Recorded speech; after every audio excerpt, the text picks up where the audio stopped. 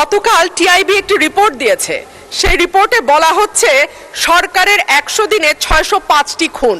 আমি আশা করেছিলাম মাননীয় স্বরাষ্ট্রমন্ত্রী আজকে এখানে উপস্থিত থাকবেন, কিন্তু আমি সামনে তাকিয়ে দেখলাম মাননীয় স্বরাষ্ট্রমন্ত্রীর আসনটি খালি, অর্থাৎ তিনি উপস্থিত নাই।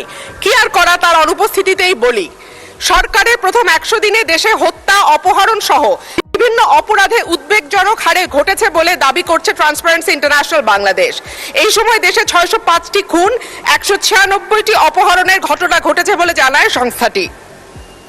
প্রতিবেদনে দেয়া পরিসংখ্যানে দেখা যায় মার্চ ও এপ্রিল মাসে মোট 605টি খুন, 294টি ছিনতাই, 90টি ডাকাতি, 196টি অপহরণের ঘটনা ঘটে। সময় পুলিশের উপর হামলার ঘটনা ঘটেছে 129টি, চুরির ঘটনা 2214টি।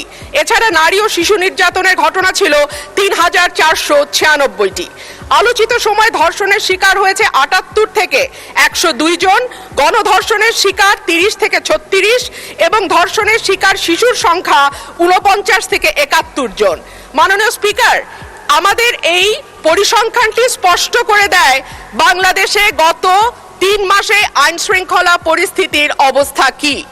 আমি বলেছিলাম যে এই সরকারের অর্থনীতি এবং আইন শৃঙ্খলা এই দুটো বিষয়ে যারা মন্ত্রণালয়ের দায়িত্বে আছেন তাদের উপরে নির্ভর করবে 50 ভাগ এবং বাকি 50 ভাগ অন্যান্য মন্ত্রণালয়ের উপরে, যে এই সরকারটি কতটুকু সফল বা ব্যর্থ হবে।